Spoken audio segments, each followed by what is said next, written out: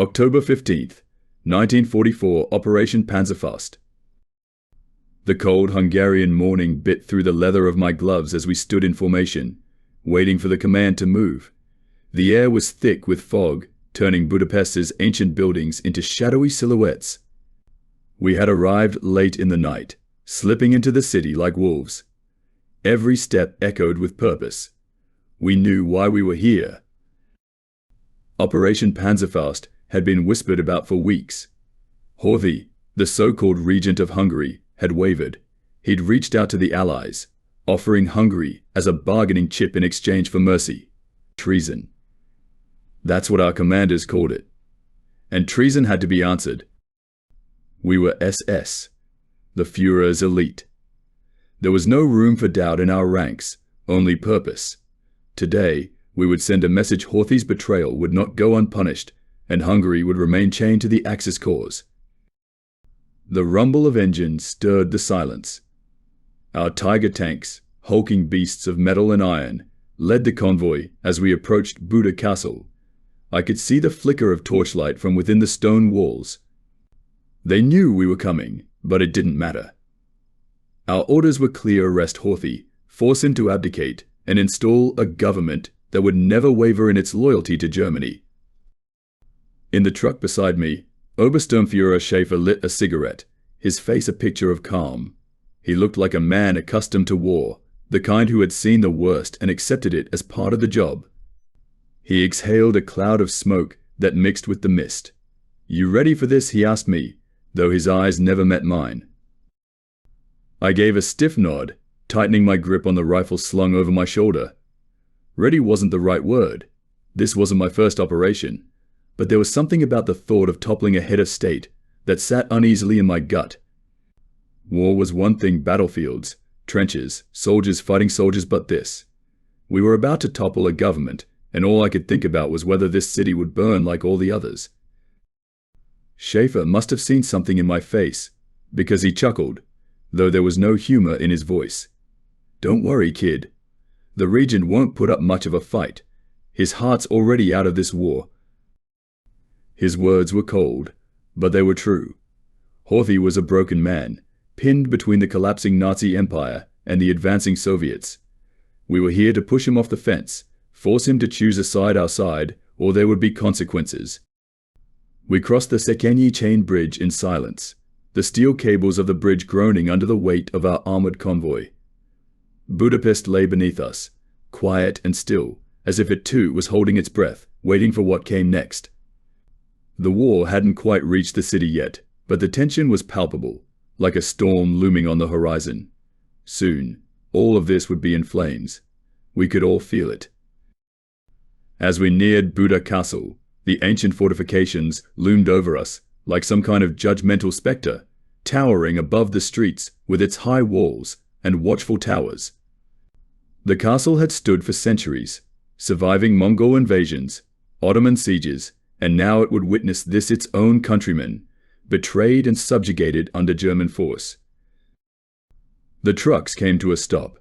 The coldness in the air was sharper now, biting at my face as I stepped down, boots crunching against the cobblestone. We lined up, all 20 of us, forming a neat line. To any outsider, it must have looked like a routine maneuver. But we knew the gravity of the situation. Behind those castle walls, history was about to be rewritten. Major Otto Skorzeny, our commander, strode to the front, his presence commanding. He was the type of officer who looked as though nothing could touch him. The scars on his face spoke of battles long won, and his eyes held that cold steel certainty that we all envied. He didn't need to raise his voice to make himself heard. "You know your orders," Skorzeny began, his voice cutting through the mist. "Horthy's betrayal ends today. We take him alive. The regent will abdicate. Anyone who stands in our way, put them down. Hungary stays with us. Is that clear?" We answered in unison, the chorus of Jar, Herr Major, echoing off the castle walls. The gates creaked open before us. Hungarian soldiers, Horthy's personal guards, were lined up, weapons at the ready but faces pale. They were nervous. They should have been. Schaefer smirked beside me as we marched forward, rifles aimed, but fingers off the triggers for now. We could see it in their eyes. They knew the battle wasn't worth it. Inside, the castle was eerily quiet.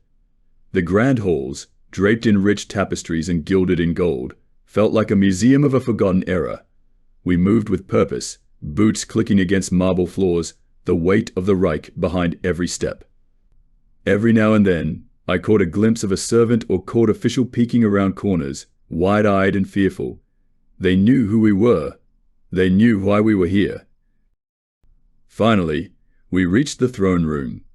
Horthy stood at the center, flanked by two of his closest advisors. He was older than I'd imagined, his once regal posture now slumped, a man who had lost the will to fight. His eyes were hollow, dark circles etched beneath them from too many sleepless nights spent staring down the barrel of his country's destruction. "You can end this peacefully, Skorzeny said, his voice low but filled with authority. "Sign the abdication. Appoint Ferenc Selassie. Your people will be spared more bloodshed." Horthy's lips trembled. For a moment, I thought he might refuse, might stand on principle. But then his eyes flicked to the window, to the city below, and he sighed.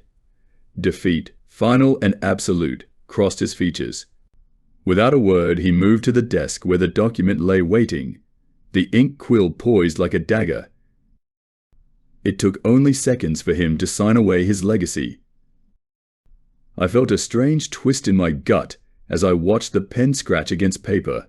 In those few strokes, Hungary's fate was sealed. But something deeper gnawed at me. Was this victory? Was this what we fought for?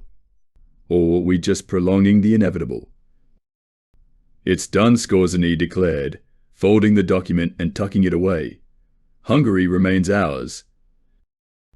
The weight of the moment settled over us. The mission was complete, but the feeling of triumph I expected never came. Instead, there was only a quiet, unsettling emptiness. Outside, Budapest remained calm, but it felt like the city was merely holding its breath, waiting for the fire to consume it. As we marched out of the castle and back into the streets, the fog lifted slightly, revealing the cityscape below. I could see the Danube winding through Budapest like a silver thread, cutting the city in half. On one side, the Buda Hills rose in quiet strength. On the other, Pest sprawled in the distance, unaware of the storm that was about to descend. This was just the beginning. December 25th, 1944, Christmas Eve encirclement. The cold was worse than I remembered. It cut straight through my coat, biting into my skin like 1,000 tiny needles. Budapest was a frozen ruin, wrapped in a white blanket of snow that gave it an almost serene beauty, if you ignored the destruction beneath it. The streets were lined with the debris of war-broken buildings, burnt-out tanks, and the occasional abandoned cart of supplies that never made it to their destination. There was silence too, but not the peaceful kind. It was the silence before an avalanche, before something terrible crashed down and swept everything away. Christmas Eve. It felt wrong to even think the words. The men around me were hollow-eyed and gaunt, nothing like the proud soldiers I had marched with 2 months ago. Our uniforms were torn and dirty, our boots worn through from weeks of retreating, repositioning, and fighting. There were no carols, no trees lit up with candles, no children running through the streets. Just the cold and the waiting. We were surrounded. Cool. It had happened so quickly. On the night of December 26th, the Soviets completed their encirclement, cutting Budapest off from the outside world. What had started as a slow tightening of their noose around the city now felt like a death grip. Supplies were running low, and every soldier knew it. There was no escape, no reinforcement coming from the fatherland. Budapest had become a trap we were all caught in. I stood in a makeshift bunker, the remnants of an old store turned into a command post for our unit. The cracked windows gave us a view of the outer edges of the city, where Soviet artillery flashed in the distance. Every rumble shook the earth beneath us, a reminder that the enemy was close, and growing closer by the hour. Inside the bunker, we huddled together, trying to keep warm. Obersturmführer Schaefer, who had once been a picture of composure, now sat hunched over a map, his fingers tracing the red lines marking Soviet positions. His cigarette hung from his mouth, the ash long and unshaken, as if he had forgotten it was even there. "We'll be lucky to last another week," he muttered, his voice hoarse. He looked up at me and the others gathered around the table. "They'll break through eventually. It's only a matter of time." The words hit like a punch to the gut. Schaefer wasn't one to sugarcoat things, but to hear it said out loud, our fate, laid out so plainly, made it feel even more real. He didn't need to say what we were all thinking: we weren't getting out of Budapest alive. Another shell screamed overhead, the explosion lighting up the sky in the distance. The men flinched, but we were all used to it by now. The Soviets had been shelling the city day and night, testing our defenses, seeing where the cracks were. Every explosion felt like a little more of the city's soul was being torn away, piece by piece. Outside, the Hungarian soldiers stood guard, their faces set in hard lines. They were just as trapped as we were, but something about their defeat felt more personal. This was their city, their home, and they had been forced to watch it crumble around them. Some had families somewhere in the city, huddling in basements or hiding from both Soviet soldiers and the fanatic Arrow Cross Party that still hunted for Jews. I saw it in their eyes, a mixture of rage and helplessness. The war had taken everything from them. I leaned against the cold brick wall, trying to ignore the gnawing hunger in my stomach. Rations had been cut days ago, and now we were lucky if we had enough to eat once a day. Water was even harder to come by. The Danube was frozen solid, and what little reserves we had left were being used for the wounded. "Think they'll hit us tonight?" Private Muller asked from beside me, his voice barely above a whisper. He was young, no more than 20, but the war had aged him in ways no man should ever experience. I shrugged. "They might. Or they might wait for us to starve to death." Muller nodded, his eyes hollow. "Merry Christmas, then." There was a bitter edge to his words, but I couldn't bring myself to respond. There was nothing merry about this night. We were standing on the edge of an abyss, and each hour that passed brought us closer to being swallowed by it. The radio crackled to life in the corner, cutting through the silence. Schaefer flicked his cigarette, sending ash scattering across the map, and leaned in to listen. The voice on the other end was faint, garbled by static, but we could make out enough to understand. "Soviet infantry. Advancing. South sector. Artillery support." Schaefer cursed under his breath. He turned to us, his face grim. "They're moving in. South side. We need to reinforce." The bunker came to life as we scrambled to our feet, grabbing rifles and helmets. It didn't matter that we were exhausted, that most of us were barely standing. The Soviets were coming, and we had to be ready. We emerged into the freezing night, the wind whipping at our faces. The city around us was dark, save for the occasional flicker of firelight from the distant artillery blasts. Snow crunched beneath our boots as we made our way through the narrow streets, slipping between the ruins of what had once been homes and shops. I couldn't help but glance at the shattered windows, imagining the families that had once lived there. Had they made it out? Or were they buried somewhere beneath the rubble? We reached the south sector, where the front lines had been drawn. The defenses were thin, too thin. Hungarian soldiers, bundled in ragged coats and scarves, stood shoulder to shoulder with the few remaining Germans, all of us clutching rifles and staring into the blackness ahead. The Soviets were out there, somewhere beyond the ruins, waiting for the right moment to strike. Schaefer joined us at the front, his eyes scanning the horizon. He didn't say anything, but the tension in his posture said enough. We all knew what was coming. The Soviets had broken through the outer defenses days ago. Now, it was only a matter of when, not if, they would breach the inner city. The minutes stretched into what felt like hours. My breath came out in shallow clouds, each one hanging in the air for a moment before dissolving into the night. I could feel the weight of exhaustion pulling at me, the ache in my muscles from days of fighting and cold. But I couldn't let myself rest. Not yet. Then, without warning, the night erupted in fire. The first explosion sent me stumbling back, the shockwave knocking the breath from my lungs. Flames shot into the sky as the Soviet artillery found its mark, reducing the buildings ahead to rubble in an instant. Before I could react, another shell crashed into the street, sending chunks of stone and debris flying in all directions. "Take cover," Schaefer shouted, but the order was lost in the chaos. The Soviets were coming, and we were right in their path. I threw myself behind the remnants of a brick wall, my rifle clutched tightly in my hands.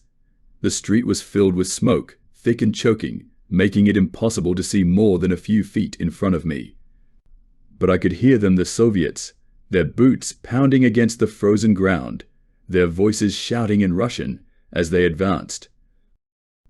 Gunfire erupted from all sides, and I fired blindly into the smoke, hoping to hit something, anything. The sound of bullets whizzing past my head filled my ears, each one a reminder of how close I was to death. I could hear Muller shouting beside me, but his words were drowned out by the roar of the battle. Then I saw them. Figures emerging from the smoke, their outlines blurred by the chaos, but unmistakable. Soviet soldiers, rifles raised, their eyes cold and hard as they charged forward. I fired again, the recoil jolting through my arms. One of the figures dropped, but more kept coming, relentless in their assault.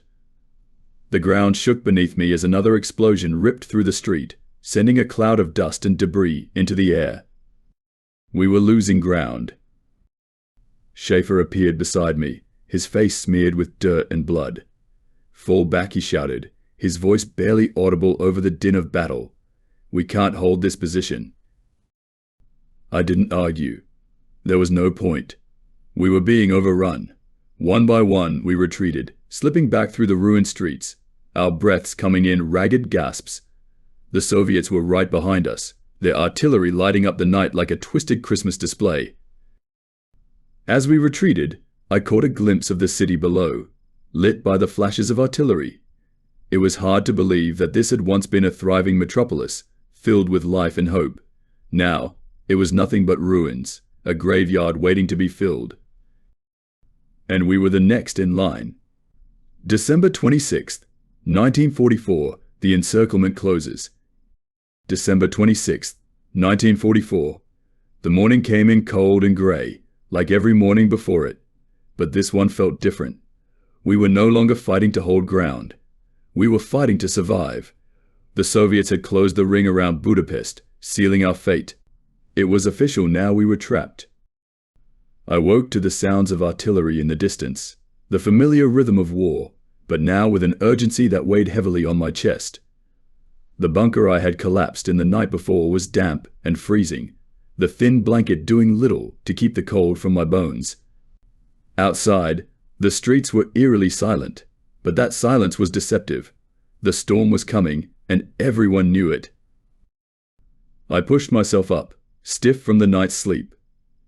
Around me, the men were stirring, their faces drawn and gaunt. Some were already awake, staring blankly at the concrete walls, as if they were waiting for something to break. The ration boxes in the corner had been picked clean days ago, leaving us with barely enough to fill our stomachs. Hunger gnawed at me, but it was nothing compared to the fear that had settled in my gut. We were in the heart of a dying city. I stepped outside into the street. The snow crunched beneath my boots, the only sound in the quiet dawn. Budapest, once a bustling capital, now lay beneath a shroud of snow and smoke, the building skeletal and broken. I couldn't help but feel a pang of sadness as I looked out over the city. This place had a kind of tragic beauty, like a wounded animal trying to stand tall, even as the hunters closed in. Across from me, a group of Hungarian soldiers were huddled around a fire, their faces barely visible beneath layers of scarves and helmets. Their rifles leaned against the wall, but they didn't look like they expected to use them. They knew, just as we did, that the end was coming. As I walked down the street, I found Schaefer standing near a burned-out vehicle, his face etched with worry. He'd been different since the night before, quieter, more distant. I could tell the weight of our situation was pressing down on him, but he still wore that mask of stoic determination. "Any news from command?" I asked, though I already knew the answer. He shook his head, exhaling a cloud of breath into the frozen air. "Nothing. Communications are down. The Soviets have cut us off completely. We're on our own now." The words hung in the air between us. I could hear the rumble of distant explosions, the thud of artillery shells crashing into the outskirts of the city. The Soviets weren't rushing in. They didn't need to. They had us trapped like rats in a cage, and they were content to starve us out. "What's the plan?" I asked, though I could feel the futility in my own question. There wasn't much of a plan left. Schaefer looked out over the city, his jaw tight. "We hold. That's all we can do. Reinforcements aren't coming, but we have orders to fight to the last man." His words didn't bring comfort. I had heard them before, on other fronts, in other battles. Fight to the last man. But what did that mean here? We weren't on the front lines of some glorious push toward victory. We were in the middle of a city that was falling apart, surrounded by an enemy that outnumbered and outgunned us. It was a slow death, and we were being asked to bleed out one drop at a time. I left Schaefer and wandered through the city, taking in the strange, surreal calm. Civilians still moved about, their faces hollow and pale, wrapped in whatever clothes they could find to stave off the cold. I passed a small church where a few gathered, huddled in prayer, though I doubted even God could hear them in this forsaken place. Children clutched at their mothers, their wide eyes filled with a fear they barely understood. In another life, Budapest had been a vibrant place, a city of music, of cafes filled with laughter, of grand boulevards and elegant buildings. But that was before the war, before the bombs fell and the streets became battlegrounds. Now, it was just a shell, an echo of what it once was. I turned a corner and found myself facing the Danube River. It was frozen now, a vast, gleaming stretch of ice that cut the city in two. On the other side, the Pest district lay in ruins, columns of smoke rising into the morning sky. The bridges that had once connected Buda and Pest were gone, reduced to twisted metal and rubble by German engineers desperate to slow the Soviet advance. We had destroyed our own escape route. As I stared across the river, the sound of artillery fire grew louder. The Soviets were getting closer. I could see flashes of light on the horizon, brief bursts of fire followed by the deep rumble of explosions. They were softening us up, waiting for the right moment to close in. And when they did, there would be nowhere to run. I made my way back to the command post, a once grand hotel, now reduced to a shell of cracked stone and broken glass. Inside, the radio operators were frantically trying to re-establish contact with higher command, their voices strained with panic. But it was useless. We were cut off from the world. No supplies, no reinforcements, no escape. Schaefer was pacing when I entered, his hand clenched around his cigarette. He looked up as I approached, his eyes dark with exhaustion. "They're coming," I said. "We can hear the artillery getting closer." "I know," he replied, his voice low. "It won't be long now." There was a pause. Then, almost as if he couldn't hold it in anymore, Schaefer turned to me. "Do you ever think about what we're doing here?" His voice was quiet, barely a whisper. I frowned. "What do you mean?" This he gestured to the city around us, holding out. "Fighting to the last man. What's the point? We're dying for nothing." I didn't know how to answer. Part of me had asked the same question, but admitting it felt like giving up. "It's our duty," I said, though the words felt hollow. Schaefer laughed bitterly, shaking his head. "Duty. We're fighting for a city that's already dead, for a war that's already lost. It's madness." I wanted to argue, to say something that would make sense of it all, but the truth was, I couldn't. There was no reason to it anymore. We weren't defending Budapest because we thought we could win. We were here because the Reich had ordered us to stay. And so, we stayed, even as the walls closed in. The day dragged on, the sky growing darker as the clouds thickened. We gathered what little strength we had, checking our weapons, rationing our bullets. The streets were empty now, the civilians retreating to whatever basements and shelters they could find. The tension was unbearable. Every minute felt like an eternity, waiting for the inevitable. As night fell, the Soviets made their move. The first sign came with the distant rumble of tanks, their engines growling like beasts in the distance. I stood on the edge of the south sector, my rifle clutched in frozen hands, listening to the sound of death approaching. The ground trembled beneath my boots as the Soviet armor rolled through the outskirts, smashing through what was left of our outer defenses. "Get ready," Schaefer shouted, his voice carrying through the darkness. We lined up along the makeshift barricades, every man bracing for the onslaught. Then the artillery began. Shells screamed through the air, the explosions lighting up the night like fireworks. Buildings crumbled, sending clouds of dust and debris into the sky. The streets shook with each blast, the shockwaves rattling my bones. I crouched behind the rubble of a collapsed wall, my heart pounding in my chest. Through the smoke and fire, I could see them shadows moving through the ruins, dark shapes emerging from the fog. The Soviets were coming, and there were so many of them. Too many. "Fire," Schaefer's voice cut through the chaos, and we opened up with everything we had.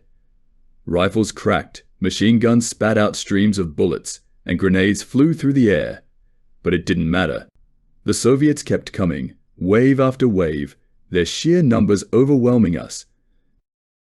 I fired until my rifle was empty, then scrambled to reload as the enemy closed in.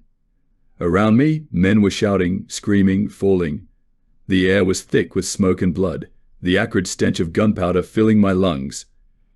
I could see Muller not far from me, his face twisted in fear as he fired blindly into the advancing horde. Suddenly, a shell exploded nearby, the blast throwing me to the ground. My ears rang, and my vision blurred. I struggled to get up, my hands scrabbling against the frozen dirt. When I finally managed to stand, the scene before me was a nightmare. Bodies lay strewn across the street, blood staining the snow. The barricade had been breached, and the Soviets were pouring through.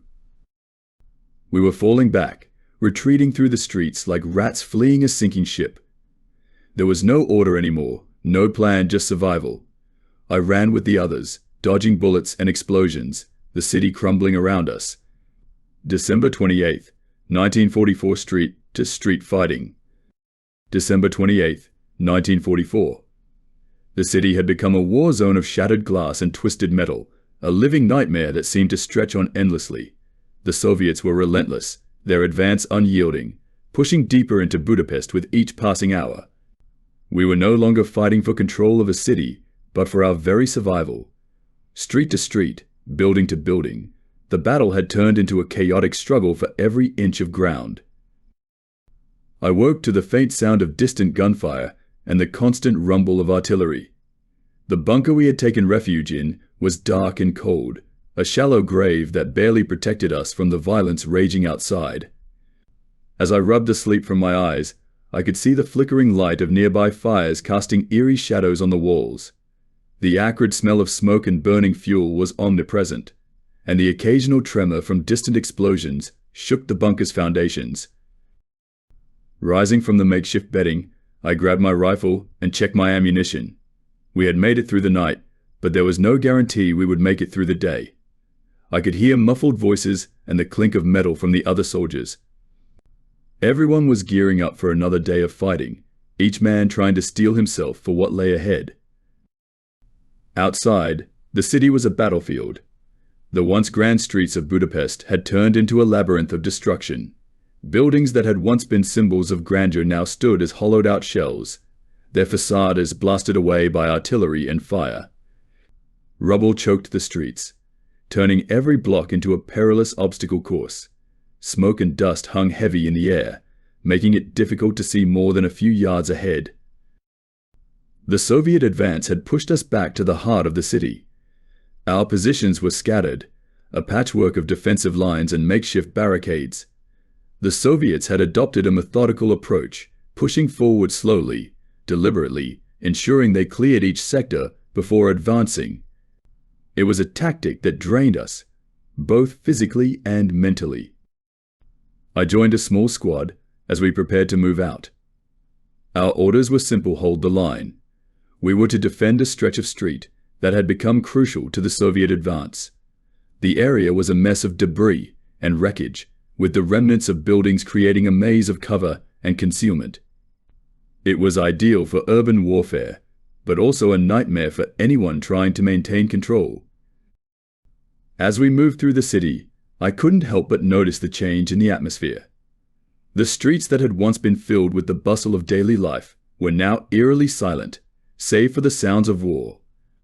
Every corner seemed to hide an enemy sniper, every alleyway a potential ambush. The occasional scream or burst of gunfire was a harsh reminder of the danger that lurked around every corner.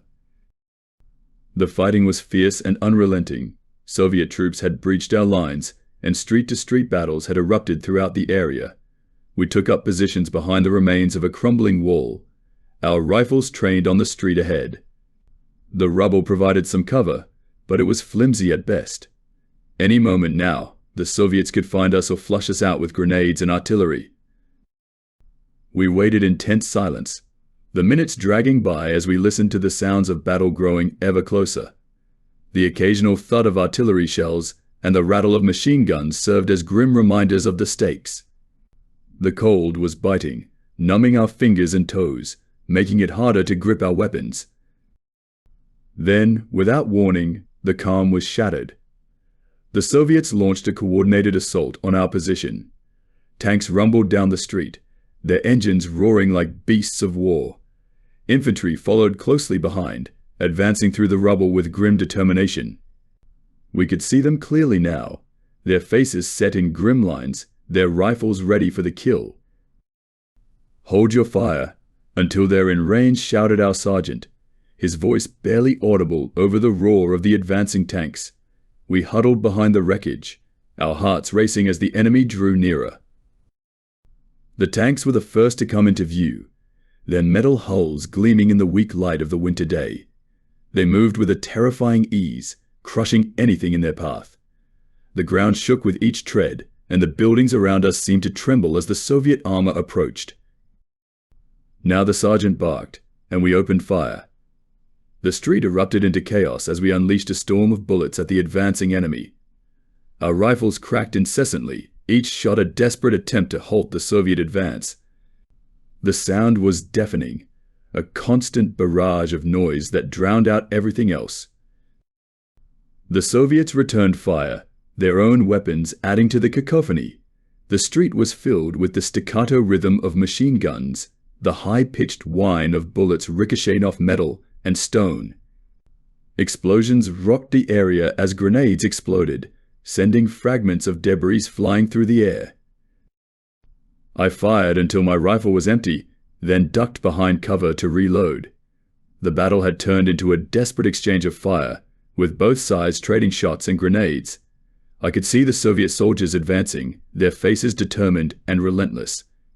They were fighting for their own survival, just as we were. The fighting continued, street after street, as we pushed back against the Soviet advance. The terrain was a maze of rubble and wreckage, making it difficult to move and even harder to defend. Every block we gained was hard won, and every inch of ground lost felt like a personal defeat. As the day wore on, the fighting grew more intense.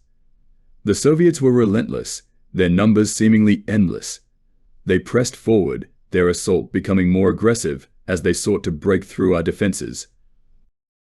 Despite the constant barrage of enemy fire, we managed to hold our positions for a time. But it was becoming increasingly clear that we were losing ground. The Soviets were pushing us back, one street at a time, their relentless advance threatening to overwhelm us. We were exhausted, our bodies worn thin by the constant fighting. The cold was unrelenting, seeping into our bones and making every movement feel like an effort. Yet we kept fighting, driven by a mixture of duty, fear, and a stubborn will to survive. As night fell, the fighting showed no sign of letting up. The city was a darkened battlefield, illuminated only by the flickering light of explosions and the occasional burst of gunfire. The streets were a chaotic jumble of sounds and sights, with every corner hiding potential danger. We held on, fighting with everything we had, knowing that the Soviets were inching closer with every passing moment. The battle was far from over, and the city of Budapest was being torn apart piece by piece. January 5th, 1945, scavenging for survival. January 5th, 1945. The deep winter chill seemed to seep into every crack and crevice of Budapest, turning the city into an unforgiving wasteland. The fighting had not relented. If anything, it had intensified as the Soviets continued their push into the heart of the city. For us, survival had become a daily struggle, and today's battle was not just against the enemy, but against the cold and hunger that gnawed at our resolve. The dawn broke with a pale, feeble light that barely penetrated the heavy blanket of smoke and fog hanging over the city. I awoke in what remained of a gutted apartment building, a skeletal structure of steel and shattered glass. The floor was littered with debris, the remnants of lives that had once been vibrant and full.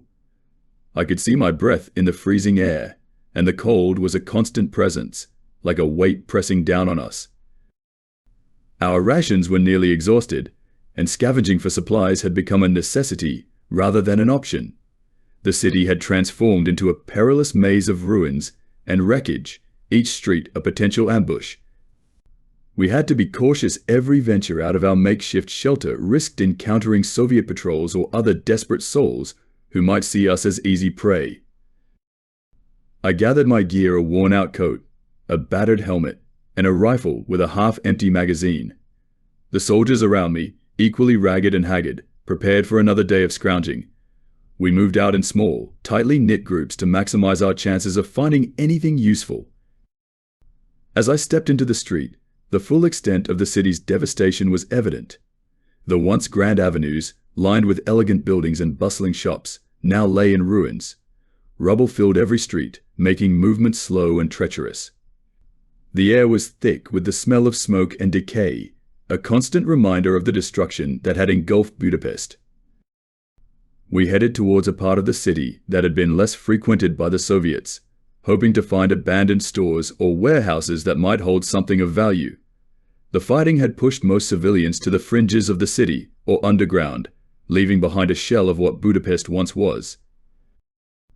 Our first stop was a department store, its windows shattered and its entrance blocked by debris. We forced our way inside, the broken glass crunching beneath our boots. The interior was dark and dusty, the once luxurious displays now reduced to a chaotic mess of broken shelves and scattered merchandise. I moved through the store cautiously, my flashlight cutting through the gloom. The shelves, once stocked with fine goods, were now bare. We found only a few cans of food, dented and dusty, clinging to the back of a shelf. We seized them with desperate urgency. Every bit of food was precious, and we had to make sure nothing was left behind. Next, we ventured to a warehouse a few blocks away. The building was large, its walls scarred by the aftermath of artillery fire. Inside, we found a small cache of supplies: bags of flour, sacks of sugar, and even a few cans of meat. The discovery was a small victory, a glimmer of hope in an otherwise bleak situation. We gathered what we could carry, distributing the supplies among ourselves with a sense of grim satisfaction. Our scavenging wasn't without its perils. As we left the warehouse, we heard the distant rumble of Soviet tanks and the crackle of gunfire. The sound was a stark reminder that the front lines were never far away. We moved quickly, our every step laden with the weight of our meager haul. The street outside was a battleground. We had to navigate around the remains of demolished buildings and dodge the occasional sniper's bullet. Every shadow held a potential threat, every alley a possible ambush. We took turns on point, scanning for any signs of danger. We made our way back to our makeshift shelter, exhausted and weary. The cold was biting, and the hunger was an ever-present companion, but we had managed to secure some vital supplies. As we settled into the relative safety of our hideout, we took stock of our finds. The cans of food were precious, their labels barely legible through the grime. We set about preparing a meal, our rationing having become an art of survival. The meal was simple canned meat mixed with flour, cooked over a small fire we had managed to light. It wasn't much, but it was warm and filling, a rare luxury in these harsh times. We ate quietly, our thoughts as bleak as the city outside. As night fell, we took turns keeping watch, our minds racing with thoughts of the next day's scavenging. The cold was relentless, the wind howling through the gaps in our shelter, but we huddled together, sharing what little warmth we had. The city's silence was punctuated only by the distant sounds of battle, a constant reminder of the danger that lay just beyond our walls. In the quiet moments, I found myself reflecting on the absurdity of our situation. We were fighting not only an enemy but also the elements, struggling to find enough to eat while the city crumbled around us. It was a harsh reality, a far cry from the glory and heroism we had been promised. As I lay down to sleep, the cold seeping through my thin blanket, I couldn't shake the feeling that we were living on borrowed time. Every day was a battle for survival, every moment a reminder of how fragile our existence had become. The city of Budapest, once a beacon of culture and history, was now a battleground, a place where every street was a reminder of the conflict that had torn it apart. Tomorrow, we would venture out again, seeking whatever scraps of survival we could find. The Soviet advance was unrelenting, and the city was slowly falling into their hands. But for now, we would rest and prepare for another day of scavenging, clinging to the hope that we might yet find a way to endure in this shattered world. January 10th, 1945, the fight for Castle Hill. January 10th, 1945. The biting cold had etched itself into the fabric of Budapest, turning every breath into a visible cloud and every movement into an effort against the frost. The city was a grim tableau of warfare and desolation, but today the focus had narrowed to one of its most iconic landmarks, Castle Hill. The Soviets were closing in, and the fight for this strategic high ground was about to reach its climax. Castle Hill stood like a sentinel over Budapest, a fortress overlooking the Danube and the ruins of the city below. Once a symbol of the city's grandeur, it was now a key battleground, a strategic point that both sides were determined to control. Its cobblestone streets and historic buildings had become the front lines, and the struggle for dominance was fierce and unrelenting. I joined my squad as we prepared to take part in the defense of Castle Hill. The day had begun with a somber stillness, a deceptive calm that masked the violence to come. Our unit had been assigned to one of the many defensive positions scattered across the hill, a crumbling structure that once might have been a grand palace. Now it served as our makeshift fortress. The buildings on Castle Hill were in varying states of ruin, their ornate facades scarred by the relentless bombardment and combat. The cobblestone streets were littered with debris, turning every corner into a potential ambush. As we moved into position, I couldn't help but feel a sense of foreboding. The Soviets were closing in, and the fight for this historic site was shaping up to be a bloodbath. We took up our positions behind hastily constructed barricades. Sandbags and wreckage formed our line of defense, but it was clear that these were only temporary measures. The real fortifications had been destroyed or overrun long ago. We dug in as best we could, preparing for the inevitable assault. The silence was broken by the distant rumble of Soviet tanks and the crackling of gunfire. The Soviets were advancing methodically, their strategy a relentless push to overwhelm us. The air was thick with the smell of smoke and the acrid stench of gunpowder. Every few moments, the ground shook with the impact of distant artillery shells. "Stay sharp," our sergeant barked over the din, his voice hoarse from days of shouting orders. "They're coming." As if on cue, the first wave of Soviet troops appeared on the horizon, their silhouettes cutting through the haze. The tanks led the charge, their metal hulls glinting ominously in the weak winter light.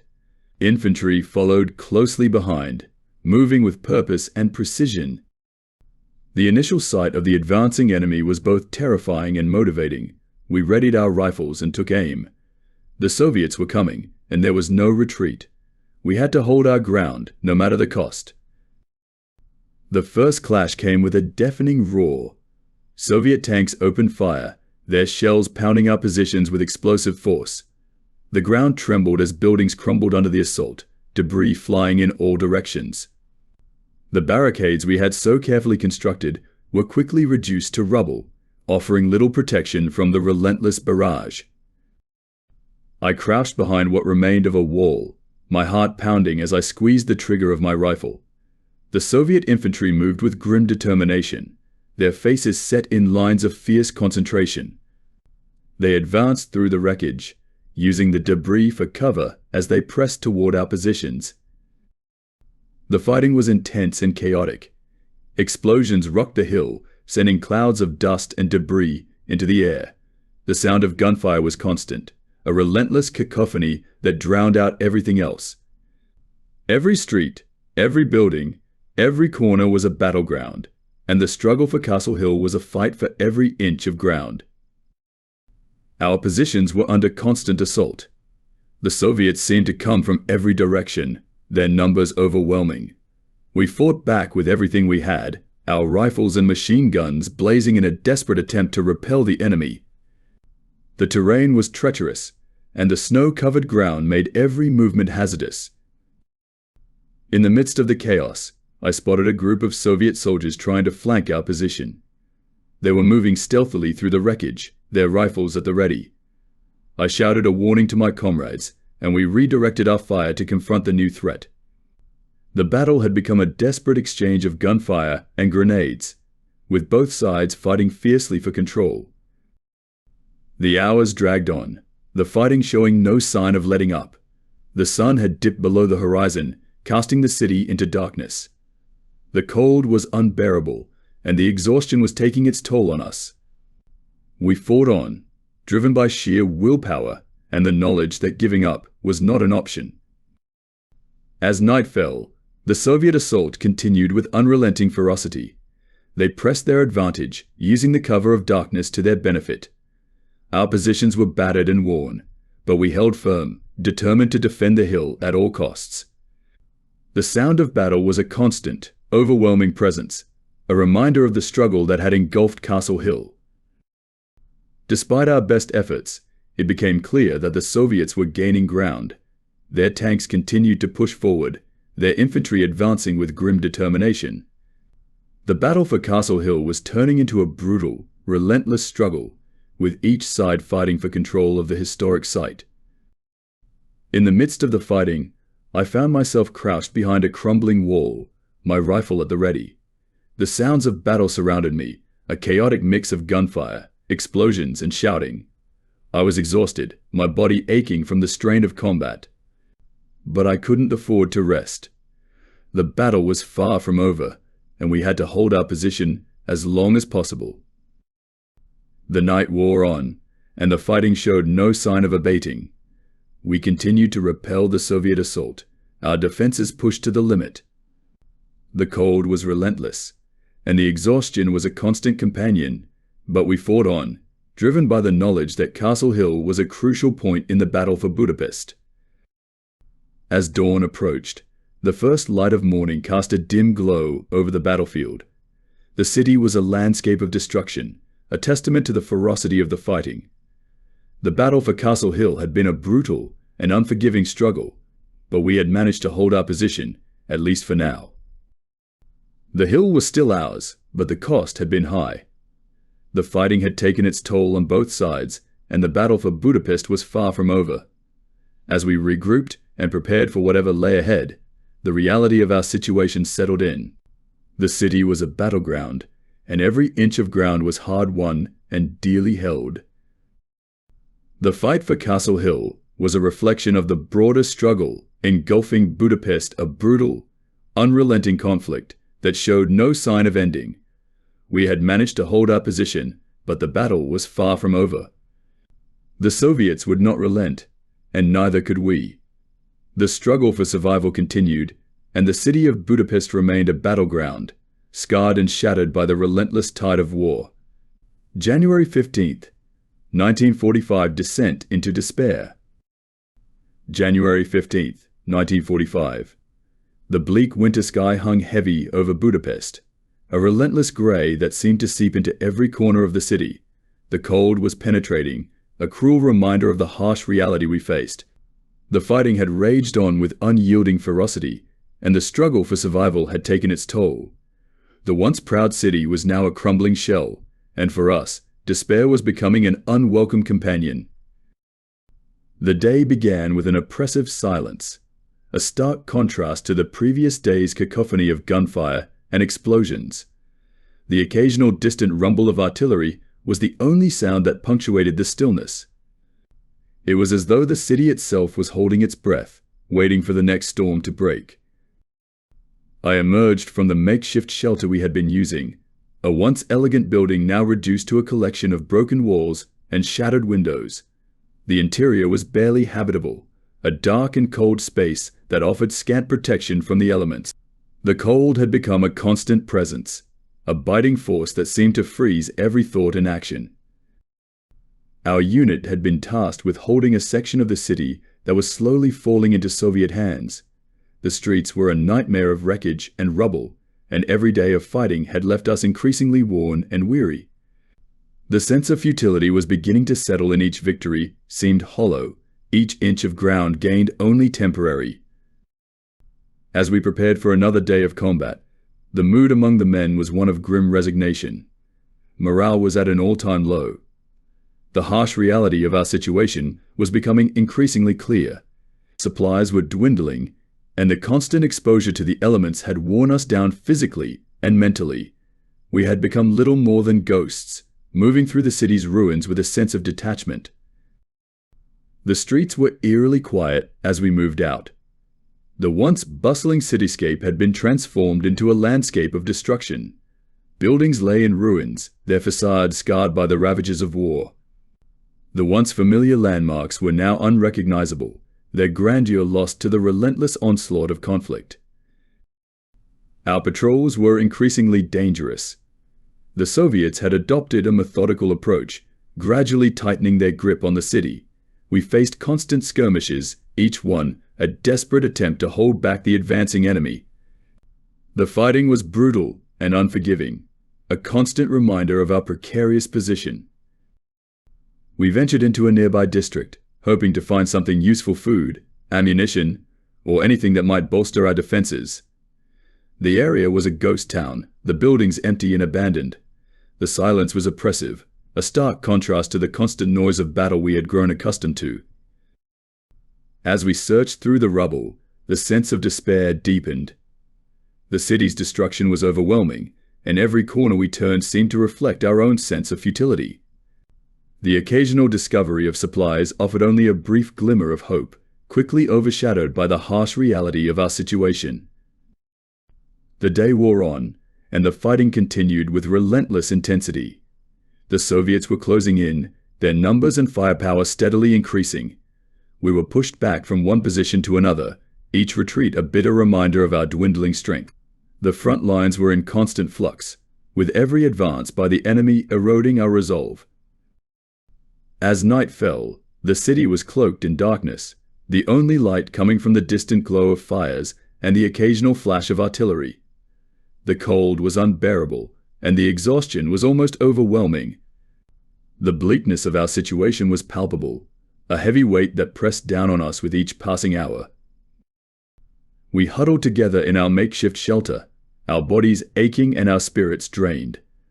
The silence was broken only by the occasional distant explosion and the quiet murmurs of our comrades. There were no words of comfort, no reassurances, only the grim acceptance of the harsh reality we faced. The sense of despair was all-encompassing. The city was falling apart, and our ability to hold back the Soviet advance seemed increasingly tenuous. The once proud streets of Budapest were now a battleground, and every inch of ground was hard-won and dearly held. The fighting was relentless, and each day brought with it new challenges and new hardships.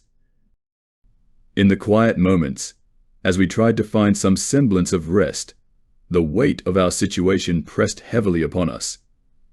The city was a symbol of our struggle, a reminder of the sacrifices we had made and the losses we had endured. The sense of despair was a constant companion, a reminder of the harsh reality that we were facing. As I lay down to sleep, the cold seeping through my blanket and the exhaustion weighing heavily on my body, I couldn't shake the feeling that we were living on borrowed time. The battle for Budapest was far from over, and the struggle for survival was becoming increasingly desperate. The city was a shadow of its former self, and we were left to fight on, clinging to the hope that somehow, against all odds, we might find a way to endure. The descent into despair was a reflection of the broader struggle engulfing Budapest, a brutal, unrelenting conflict that showed no sign of ending. The city was a battleground, and every day was a battle for survival. As the night wore on and the cold continued to bite, we could only hope that somehow, through the darkness and despair, we might yet find a way to hold on and fight for another day. February 11th, 1945, the failed breakout attempt. February 11th, 1945, the city of Budapest lay cloaked in an eerie, oppressive silence. The frigid winter air was heavy with the scent of smoke and decay, a constant reminder of the devastation that had become our reality. The Soviets had tightened their grip on the city, their relentless advance leaving us increasingly cornered. Today was to be a pivotal moment, an attempt to break out of the encirclement that had suffocated us for weeks. The decision to attempt a breakout had come from higher command. We were to strike out towards the west, breaking through the Soviet lines in a desperate bid to reach friendly forces and relieve our trapped units. The plan was fraught with peril, but it was our best chance at escaping the dire situation that had befallen us. The day began with a subdued anticipation.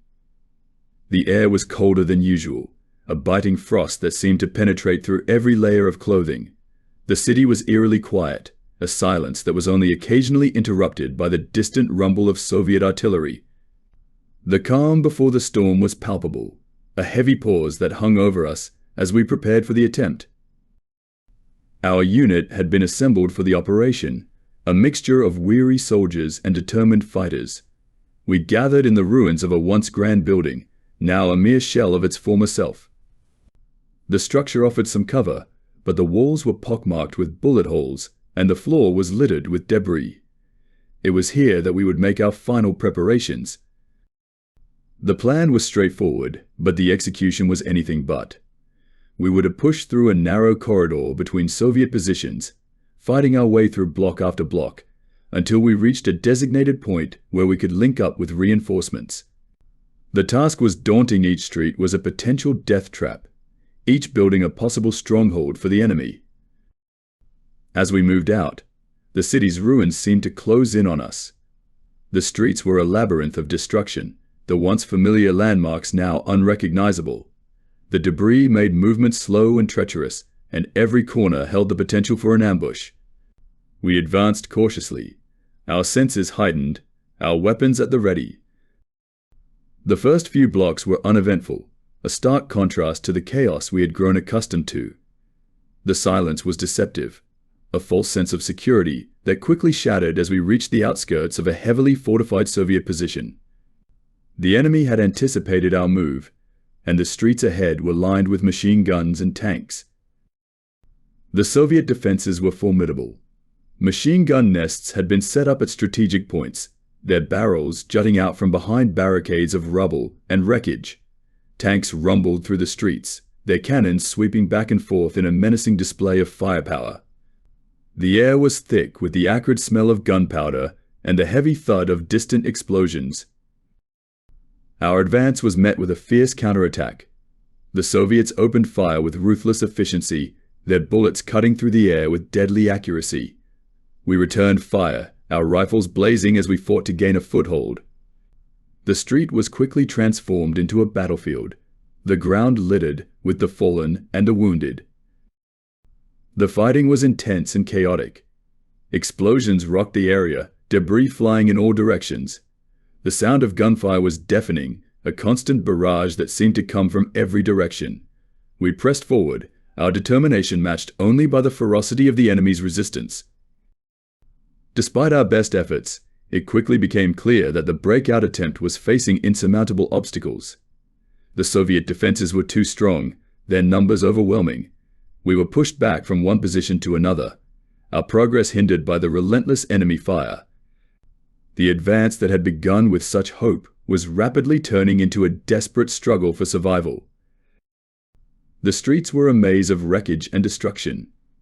We found ourselves fighting in narrow alleys and ruined buildings, each step a battle against both the enemy and the treacherous terrain. The cold was biting, the exhaustion a constant presence, but we pressed on, driven by the knowledge that retreat was not an option. The breakout attempt quickly turned into a desperate fight to hold our ground. The Soviets pressed their advantage, their troops advancing with grim determination. We were forced to regroup and adjust our tactics, fighting fiercely to maintain our positions. The battle was a brutal, unrelenting struggle, with each side fighting for every inch of ground. As night fell, the situation became increasingly dire. The darkness brought with it a new set of challenges. Visibility was reduced, and the cold was even more intense. We continued to fight, our movements slowed by fatigue and the harsh conditions. The Soviet assault showed no sign of abating, and it became clear that the breakout attempt was faltering. The plan to break out of the encirclement had failed. We were forced to withdraw, our unit battered and worn. The retreat was a grim procession, the once proud advance now reduced to a desperate scramble for survival. The city was still ours, but the cost had been high. In the aftermath of the failed breakout attempt, we regrouped in the ruins of our former positions. The sense of defeat was palpable, a heavy weight that pressed down on us. The city was still under siege, and the battle for Budapest continued with unrelenting intensity. The failed attempt to escape the encirclement was a stark reminder of the dire situation we faced. The Soviets were closing in, and our ability to hold back their advance seemed increasingly tenuous. The city of Budapest remained a battleground, its streets scarred by the struggle that had engulfed it. As we huddled together in our makeshift shelter, the cold seeping through our blankets and the exhaustion weighing heavily on our bodies, the reality of our situation settled in. The battle was far from over, and the struggle for survival continued. The city was a symbol of our fight, a reminder of the sacrifices we had made and the challenges that lay ahead. The failed breakout attempt was a bitter blow, but it was not the end. The struggle for Budapest continued, and we had to find a way to endure. The city was a harsh and unforgiving battleground, but we had to hold on and fight for another day. The battle was far from over, and the fight for survival would continue in the frozen ruins of a city caught in the grip of war. February 13th, 1945, the final stand. February 13th, 1945. The final chapters of Budapest's siege were unfolding in a grim and inevitable manner. The city, once a symbol of grandeur and resilience, was now a landscape of ruin and despair. The Soviet forces had tightened their grip, their advance inexorable and relentless. Our position had become increasingly untenable, and today we faced the grim reality of the final stand.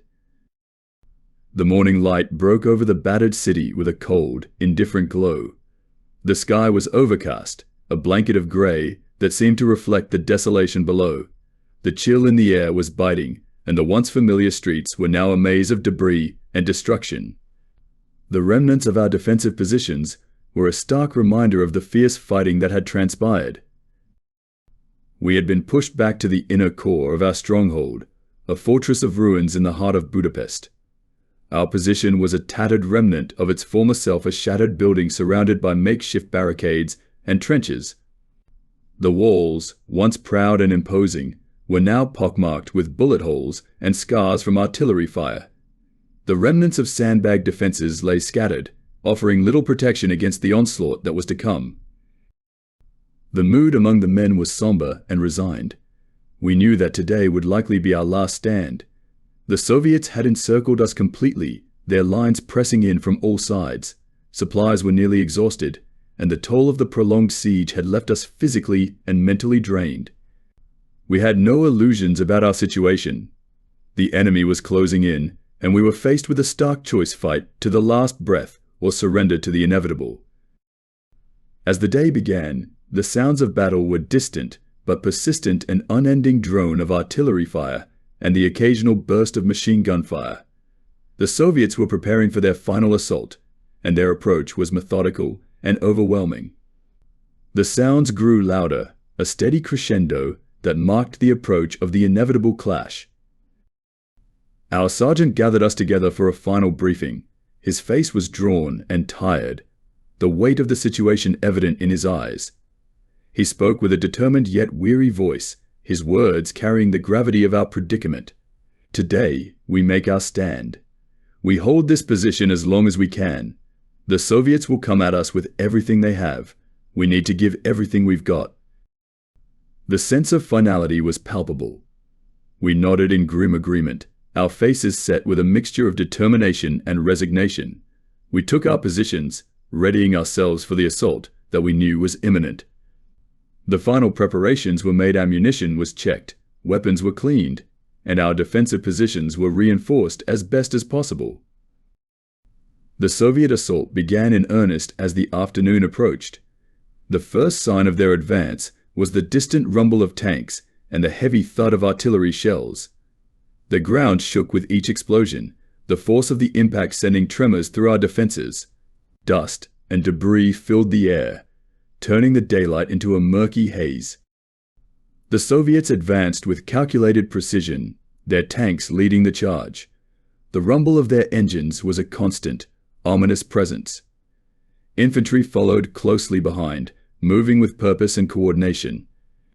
The air was thick with the acrid smell of burning fuel and the sharp tang of gunpowder. Our position was immediately under siege. Soviet tanks opened fire, their shells pounding our defenses with explosive force. The once sturdy barricades crumbled under the relentless barrage, sending fragments of stone and debris flying. We fought back with everything we had, our rifles and machine guns blazing in a desperate attempt to repel the enemy. The battle was a maelstrom of sound and fury. Explosions rocked the area, their force shaking the ground beneath our feet. The air was filled with the deafening roar of artillery and the staccato rhythm of machine gun fire. The once familiar streets were now a battlefield of chaos, with every corner and alley becoming a front line. We fought with a sense of grim determination, our actions driven by the knowledge that this was our final stand. The Soviets were relentless, their numbers and firepower overwhelming. Despite our best efforts, it was clear that we were being pushed back, our defenses slowly crumbling under the weight of the assault. The battle wore on through the afternoon, the fighting growing more intense with each passing hour. Our position was increasingly precarious, the remnants of our defenses barely holding against the relentless enemy advance. The cold was biting, and exhaustion was taking its toll, but we pressed on, driven by sheer willpower and the knowledge that surrender was not an option. As dusk approached, the situation became even more desperate. The Soviet assault showed no sign of abating, their troops pressing forward with grim determination. The darkness brought with it a new set of challenges. The reduced visibility made it harder to coordinate our defenses, and the cold intensified, sapping our strength. Despite our best efforts, it became clear that the final stand was nearing its end. The Soviets were closing in from all sides, their advance methodical and unrelenting. We fought on, our resolve unshaken, but the reality of our situation was undeniable. The city was falling, and we were fighting a losing battle. As night fell, the fighting continued with brutal intensity.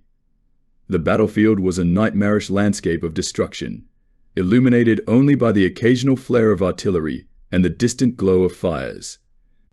The sounds of battle were a constant, overwhelming presence, a reminder of the struggle that had engulfed us. In the final hours, our resistance began to falter. The Soviet forces breached our defenses, their troops pushing through the shattered remnants of our stronghold. We fought to the last, our weapons blazing in a desperate effort to hold back the advancing enemy. The fighting was fierce and chaotic, each side fighting for every inch of ground. As the night wore on, it became clear that the final stand was coming to an end. The Soviets had broken through, and our position was overrun. We were forced to retreat, our unit battered and worn. The city of Budapest had fallen, and the battle for our stronghold was lost. In the aftermath of the final stand, the city was a grim testament to the fierce struggle that had taken place.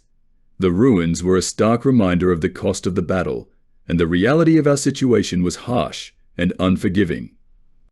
The city of Budapest was now in Soviet hands, and the struggle for survival had come to a bitter end. As we regrouped in the aftermath of the battle, the sense of defeat was palpable. The city was a shadow of its former self, and we were left to face the harsh reality of our situation.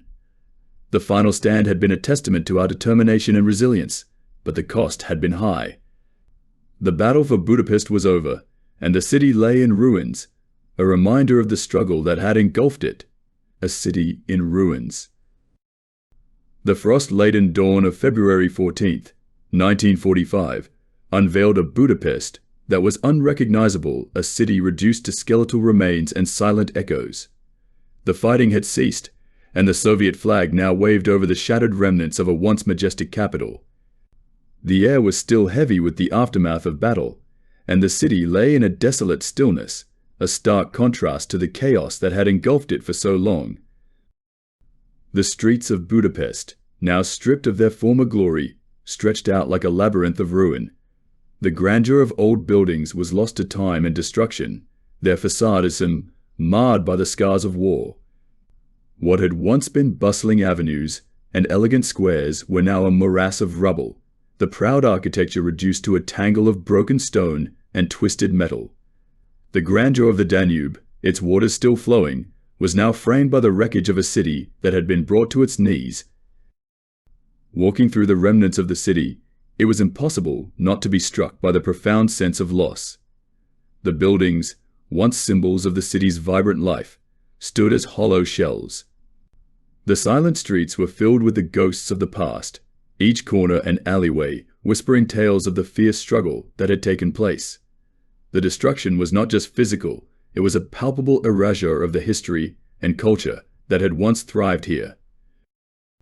The central landmarks of Budapest had not been spared. The majestic Parliament building, a symbol of national pride, was now a shadow of its former self, its grand structure pockmarked with bullet holes and scarred by explosions. The chain bridge, which once connected the city's two halves, lay in ruins, its once sturdy arches reduced to rubble. The Buda Castle, perched high above the city, was a battered fortress, its stone walls scarred from relentless bombardment. Amid the wreckage, the stark reality of the human cost of the siege became evident. The streets were littered with the debris of lives interrupted.